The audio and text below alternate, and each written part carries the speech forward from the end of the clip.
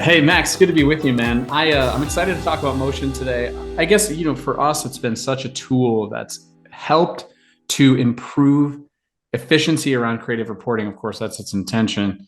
The new tagging feature has been huge for us. What are the ways that you feel like it's really helped your agency in terms of not only internal processes but external reporting to clients? It's a good question. First, thanks, Andrew, for reaching out and having me on this. I'm excited. So thanks to the Motion team as well. To a couple of different things to break down from that question, I would say, Motion is an incredibly valuable tool, as you said. But tools are only as good as the practitioners that are using them, right? And so that has to be very top of mind in this conversation, and first and foremost, because if you're to utilize Motion, it comes with some of the preset, dashboards that, you can talk to Motion about creating. And I think that there's a lot of value in those. But really where the true value comes from is really from incredibly formal ad naming conventions that you can then customize them fully to the liking of your client or your brand, and in particular. And so as an example of that, one of the things that we're putting a lot of emphasis on at Hype 10 is to actually start that process with onboarding with the client, right? So that we really clearly define what it is that we're trying to glean in terms of insights for that particular brand in question. Because what we did for a very long period of time, and still do for many of our brands, was a standardized ad naming convention that was uniform across our entire book of business. And that was good from a process perspective, but it did not provide clients with the best information that could be provided to them for their business. And so, long-winded way of saying that, Motion saves us an incredible amount of time, because I remember the days of having to manually pull all of this information or use ads reporting, which was an absolute nightmare, and then download those PDFs, and they were clunky. And so Motion has actually become a part of enthralled in our day-to-day processes and workflows at Hype 10. And candidly is something that we utilize for all of our audits as well. So it's not only helping us in terms of servicing our clients to the best of our ability, but then secondarily, it's actually helping the agency sign clients. Because there are still a lot of people out there in the industry that are unaware of Motion. And so we get the value add of pulling up this sleek, beautiful dashboard and saying, hey, here's your landing page performance breakdown from the last 90 days.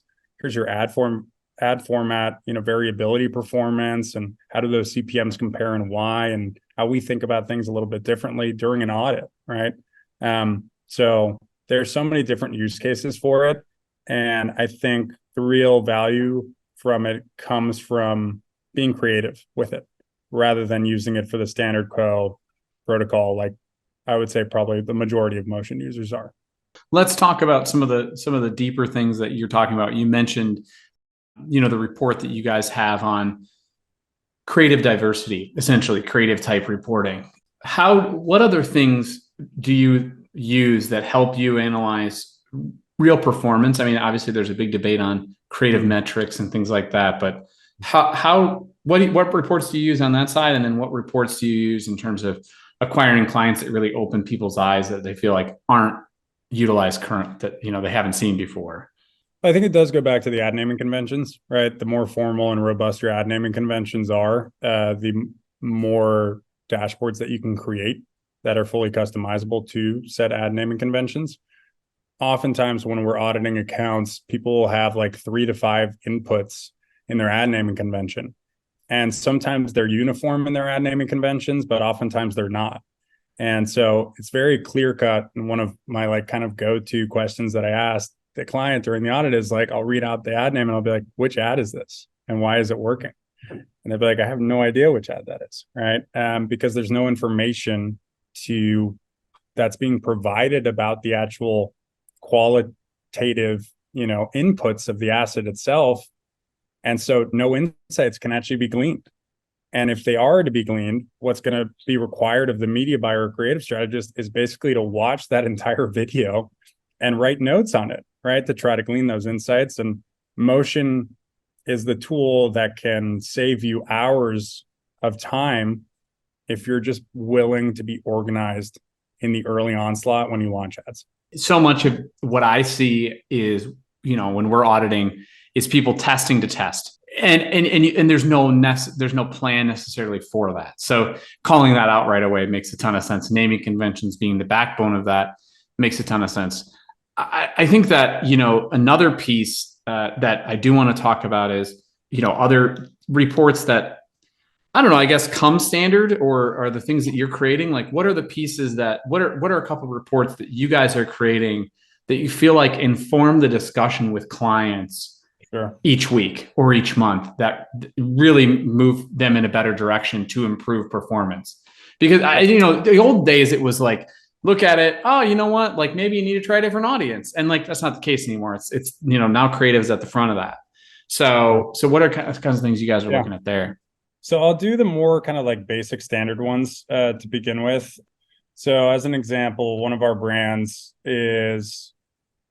has probably 30 different product segments within their overall business. And we are pushing spend across those 30 different, segments. And so at a basic level, what we want to comprehend is trends and movements across those. And so we'll include the actual segment or product category, probably better put, within the ad name itself, so that we can then create a comparative report within Motion, so that we can see the discrepancies, not only in terms of investment levels and ROAS and CPA and your primary KPIs, but then also secondary KPIs across that as well. All right. So like, that's one basic example of utilization of Motion to have clarity in terms of where your advertising is going across the segments of your business. Another one is like a good example for apparel brands, which is one of our core fixtures, right? With like Marine Layer and 10,000 being on our book of business. At any given day within the Marine Layer account, we'll have maybe 40 different products that are being featured across both genders. And there's a lot of moving pieces there. And so the Marine Layer team is going to be far more aware of what is in stock and what is out of stock and what is diminishing in terms of inventory levels. And so we have like a simple report there that, they always have access to. It's just what's live, right? It's just anything that has received spend on that particular day. And that is going to afford them the luxury of basically being able to inform us, hey, we're actually size broken on this particular product. Let's go ahead and pause that down as an example. Or, hey, we're actually running low on this across the board. So we'll let those units move slowly over the course of the ensuing weeks. And then, naturally, what we want to try to do, just like any other agency, is try to glean insights from a qualitative perspective, right? Mm-hmm. Those two examples that I provided are more so geared towards holistic business understanding, right? Which is also now expected of the paid media manager in question.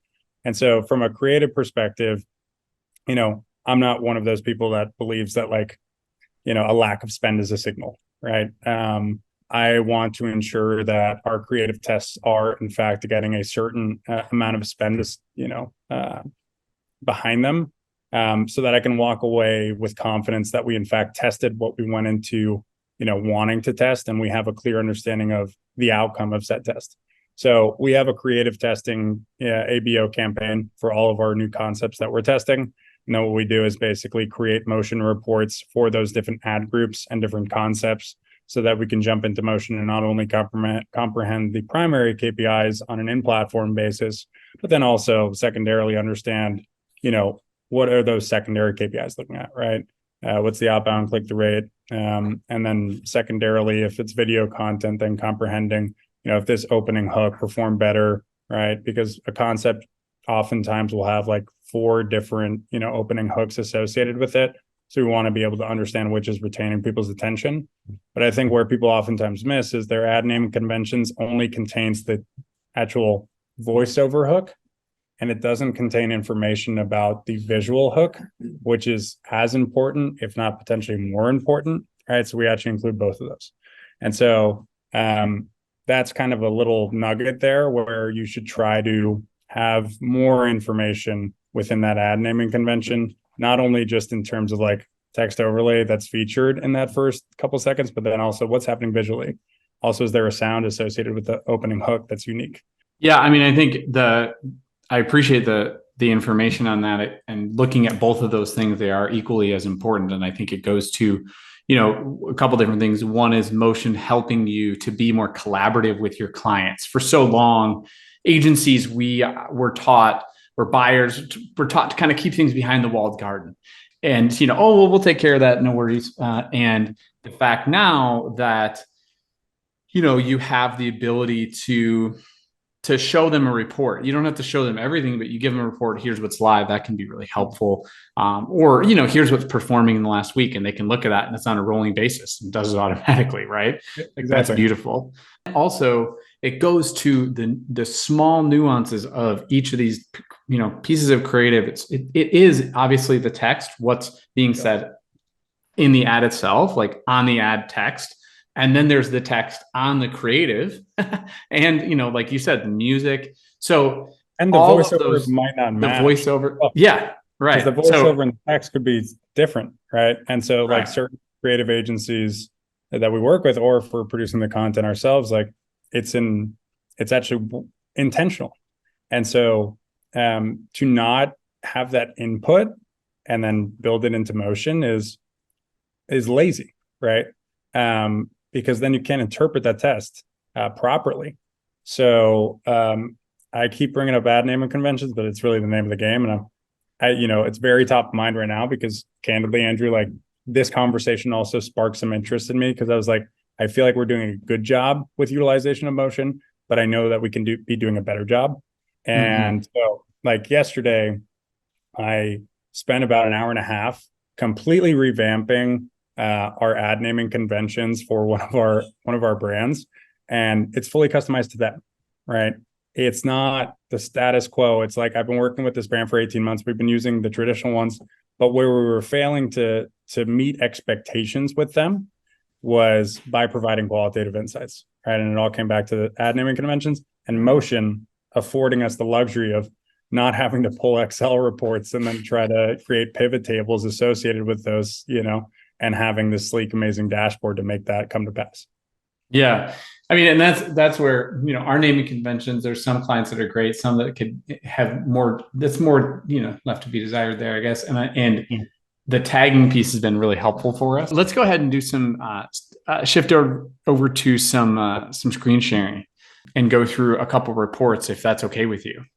Yeah. Absolutely. So yeah, I mean, the most standard use case naturally is just going to be to comprehend, the top ads. I prefer honestly this view, especially when I'm sending it to like teams, because it's a far better view relative to, this graph view. And then we can naturally include all of our primary KPIs that we're seeking to take a look at.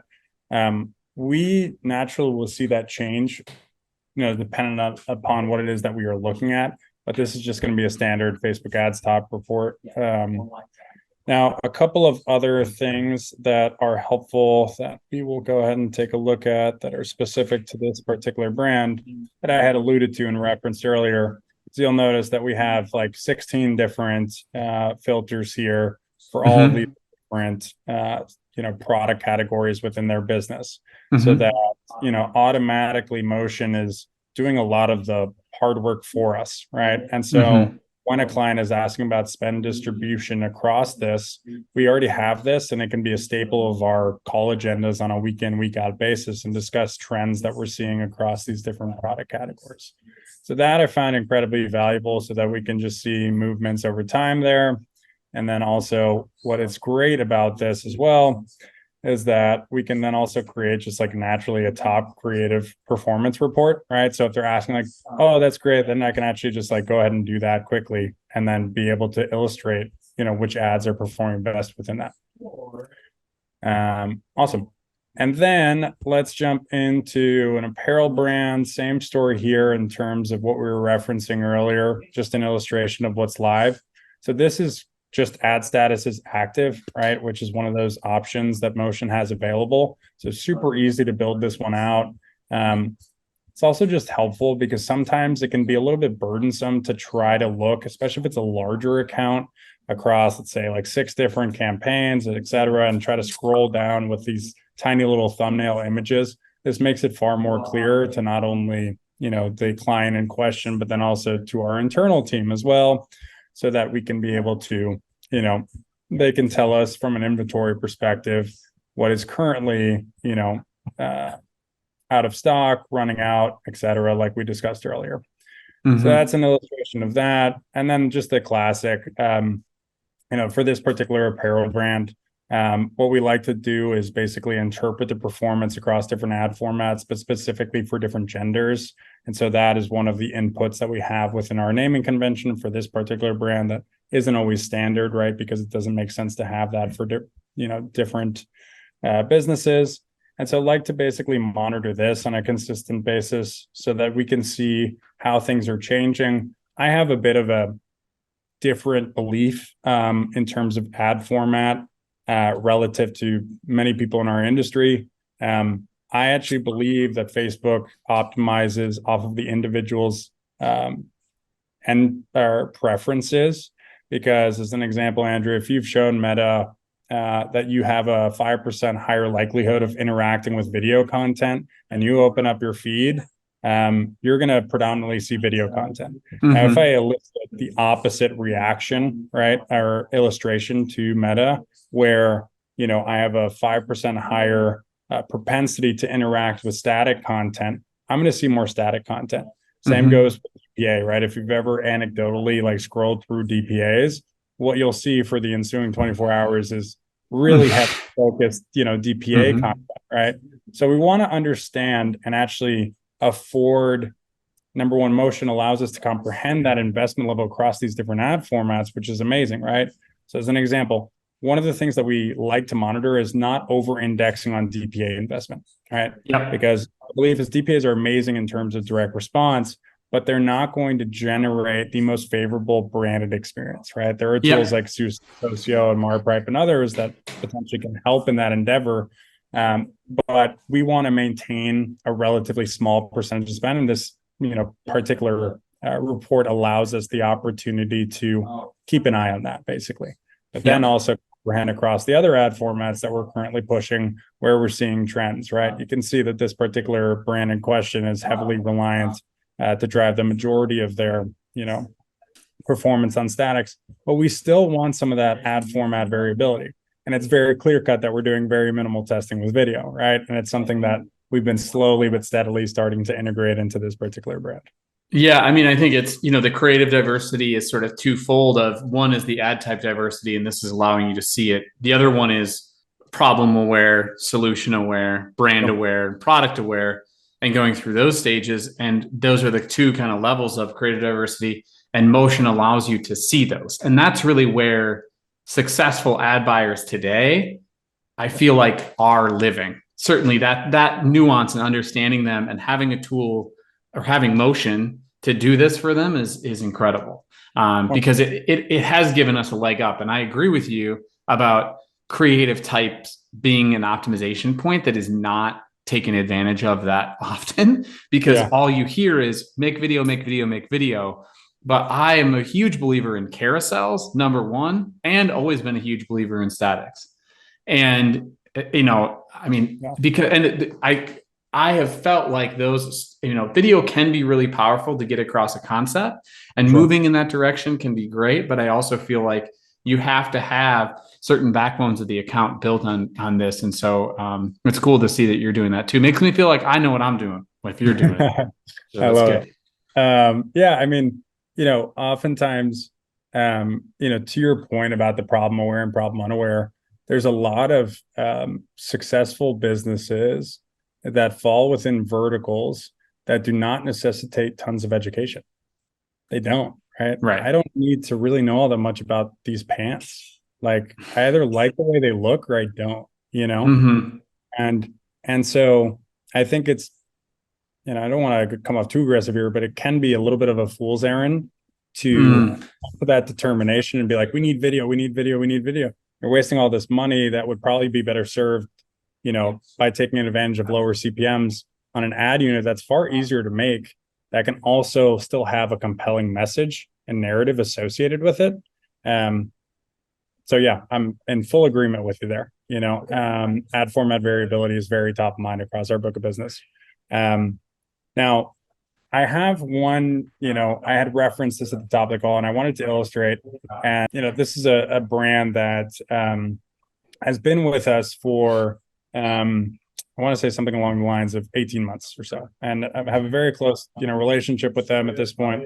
And I recognize that my ad naming conventions were not generating the strongest qualitative insights, even though we had motion set up, et cetera. We were at 50% of our operating potential, right? And so now done, just to kind of run through these, because I think these will be interesting inputs to talk about, and then I'll jump into motion. Still not fully coming to fruition, but you'll get the point in terms of basically what you can build out here. So, the natural ad type, right? I put in length here for video content, but one thing that I think people do often that actually isn't helpful for motion in particular is they put the exact second amount or exact time. And that would be a nightmare if you have a lot of creative, right? So what you want to understand here is general trends. And so what I would recommend doing is actually having like second increments, could be 5 seconds, right? We do a lot of long form video here, so I'm doing in 15-second increments. So whatever it's closest to, so that we can comprehend larger trends at play, so that we can see that longer form content, is eliciting a certain reaction from our end consumers at whatever particular KPI that we're trying to measure there. And then the product that's being featured, the landing page that's being used there, is text overlay featured, yes or no? So this is basically our glossary here that we pull from. And then opening text overlay, this is going to be fully customized, right? So, and then opening hook, voiceover, opening hook visual, the product featured, right? So this is one that we were talking about earlier, right?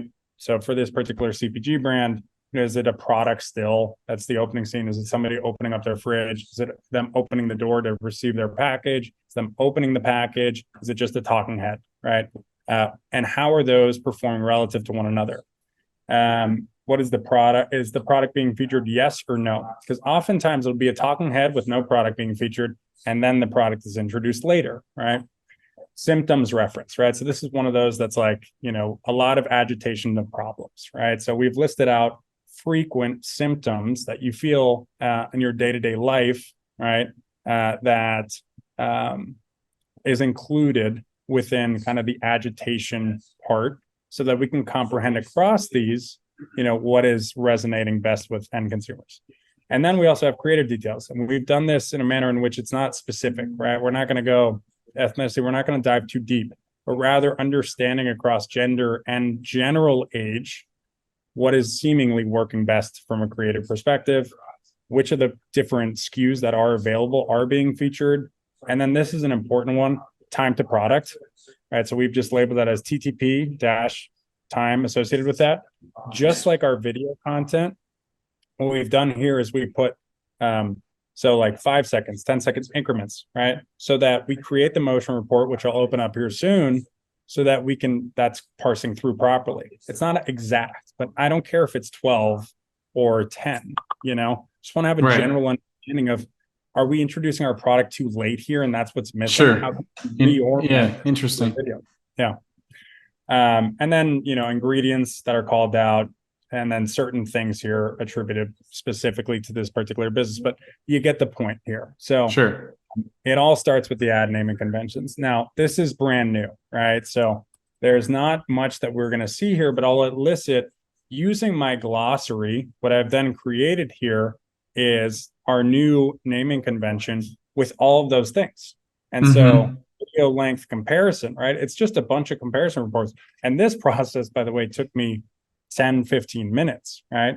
And so when we open this up, now I have all of this, segmenting properly for me. So that moving forward, once we've updated all of our ad naming conventions to this new version, we'll have all that data starting to parse through.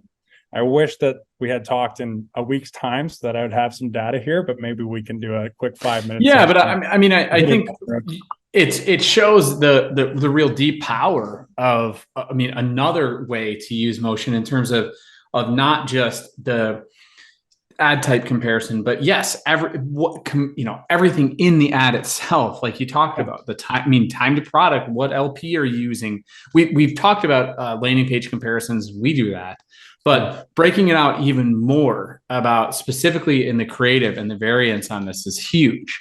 And will help you make better creative and win more over time. So I really appreciate you walking through that. For sure. Yeah. And so, I'm incredibly excited we're basically like pilot testing this. What we're thinking as an organization is that this will become a part of our onboarding process with new clients. Sure. We have our standardized ad naming convention. It works.